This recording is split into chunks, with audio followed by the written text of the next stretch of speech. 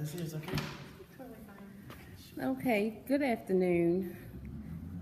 My name is Monique. I'm with Atamete and Desmond, and today we're here and we'd like to ask this is Dr. Gray Yes, ma'am. some questions about the wonderful church and the wonderful things that the church has done for the community. Hi, my name is Adeta Adeyemi, and we're here to ask you a few questions. And let me make sure I have your last name, please. Adeyemi. Adeyemi, Ms. Adeyemi. Yes. Adeyemi, thank you. Yes, When was this church established? ma'am. When I came here, they told me 1874. There's actually, like in the movies, there's a big safe downstairs built into the wall, and hadn't been here maybe a year or two, and I was able. One of the ladies had come in, and I found handwritten notes that pushed it back to 1833.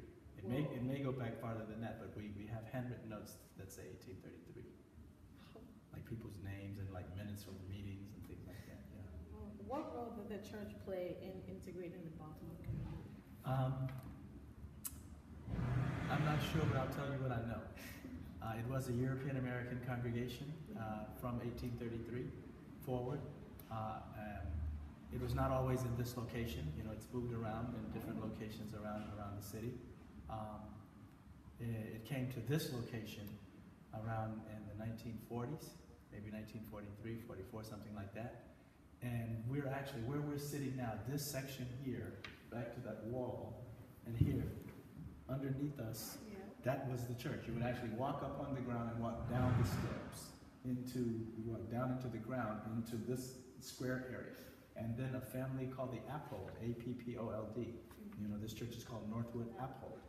This Appold family came, this is what I've been told, and in maybe the late 40s, early 50s, they had lots of money, and then you get the whole structure. And so maybe 2 or 3 periods of building, and then it kind of finalized around the early 1950s. And continued again as a European American congregation. Then in the 1960s, of course, all over the U.S., outside of the U.S., on the continent of Africa, elsewhere, you got people moving, wanting better lives and less oppression and less injustice and more freedom. And so people of African descent began to come here, a little bit at a time in the 1960s, and then the European Americans who were here began to leave. This is not uncommon in neighborhoods, you name it, we see this dynamic. And then maybe around 1980, somewhere in there, 1980, a little later, maybe 80, early to mid 80s, the congregation had morphed, and it was no longer a European American congregation. It was a congregation of people of African descent, mostly African Americans, or I would say American Africans, and then Caribbean Africans, or like what's up in Caribbean, and then finally continental Africans. And 2 European Americans stayed. After everyone had left, there were 2 who stayed. They stayed in this church. I got to know them, and they've passed now. The last couple of years they've passed, but they lived into their 90s. They said, we're not leaving. We're Christians, and as United Methodists, pastors come and go, but the people stay, and we're going to stay. And but now it is, as I said, it's a congregation of the various branches of people of African descent. Yeah. So what struggles did you have as the pastor of this church? I guess struggles, maybe challenges, maybe just situational reality. I came here July 1, 2002, and I think the congregation, it's a great congregation, a small congregation numerically. At least when I came, it was not really an active kind of congregation, kind of pretty much, as far as I could see, coming on Sunday and going home. Pretty much.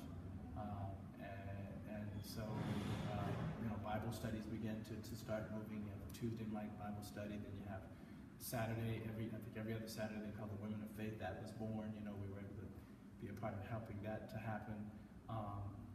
And, it became more and more active. We got some things going after school for young people. And then, got some small grants from Associated Black Charities at that time, and then we got another small grant, and we were able to convert that $10,000 grant into what are now 2 public charter schools. So the whole public charter school thing started The dream started February 1, 2003. You know, we got this little grant in the spring of 2004. We submitted our paperwork to the city September 1, 2004. We won a charter after great struggle.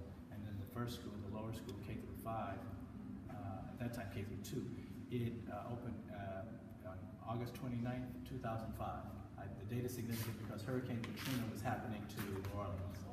Some of my classmates flew up here to not be there, so they were here that night. But we opened that day, and then that night there was a great celebration with Dr. Vincent Harding, Professor Sonia Sanchez, my mother, Victoria Jackson Adams, and other officials and dignitaries from the city and the community, the parents, the children.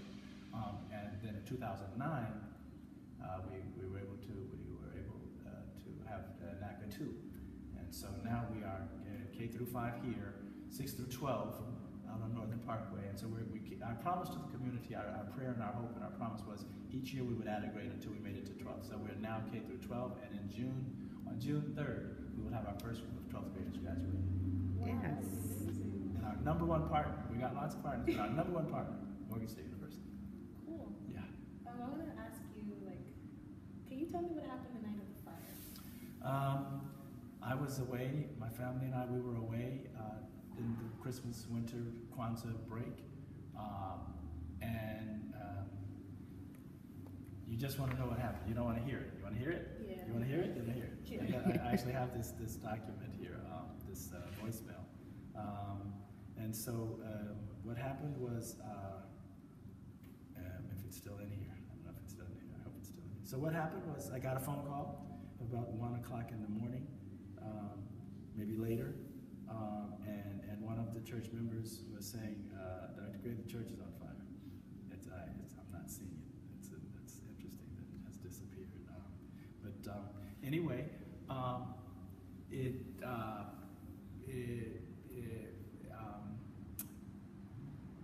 she said, the church is on fire. The church is on fire. So my daughter went on her gadget, her phone, and all of that stuff, and she's like, Dad, she got some kind of live news. It's like, look, And so as it turned out, so that I guess that's before day in the morning, on the 27th of December, 2013. Ultimately, there were 16 fire trucks. There were, I think, 100 or 200 firemen and women, firewomen and men, and they put water on the church for 8 hours. 8 hours straight, and finally, the fire went out, and so the lower level, had about, 3 feet deep of water, and then, soon after that, thank God, some people, came and we extracted the water out. But yeah, so they said that the temperature, they said the fire was over 2,000 degrees, so that's a very hot fire, very unusual kind of fire. And officially, the official analysis from all of the sources, insurance, city, state, federal, undetermined cause. Yeah, and everything, the blessing is that the structure of the church, the bricks, the steel things that we didn't even know, there's steel structures underneath the floor, and the bricks are anywhere from 12 to 18 inches thick, old style type of building. That's how it stood, and everything internally was gone. But if it had been a tradition, if it had been a contemporary church, we probably would have nothing. Yeah. All these old bricks and concrete and stuff. Yeah. So how's the recovery coming along? Well, you can see the sanctuary here. Walk around the first floor. The lower level is coming. We're close now. We're very close. We're very thankful. We're very thankful. God is good. The Creator is merciful. The congregation is held. Easily you could splinter and people, go away. But I guess sometimes being small is good. We're small and we're still hanging in there. We're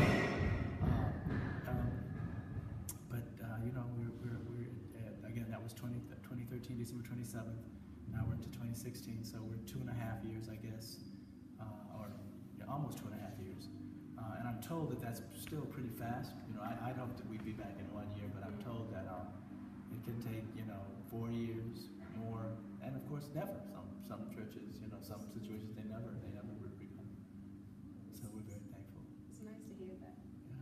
Well, thank you for having us here. It's really grateful. Okay, thank We're you. really grateful. No, thank you for the opportunity to share, and anytime we can be helpful, let us know. And you all are always invited, your classmates, your colleagues.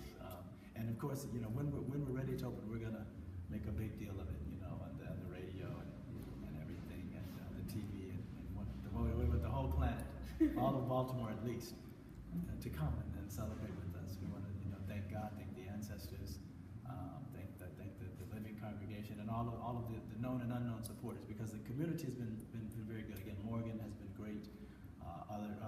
Grace United Methodist Church, Towson United Methodist Church. There's Milford Mill United Methodist Church. These are some structures. You know, if you're taping, you need to say this because it's true. And then people who are not Methodist, you know, individuals, you know, who are not even Christian, you know, have written checks along the way. And so, you know, we're thankful that, you know, we're just about back, and we're gonna. It looks like we will get this done by the grace of God and the help of all the people, and there will be no debt. So we'll reopen without debt. God has really been good to this church. So we want to keep giving the best service that we can to the community. Thank you, ma'am. It's nice talking to you. Thank you very much.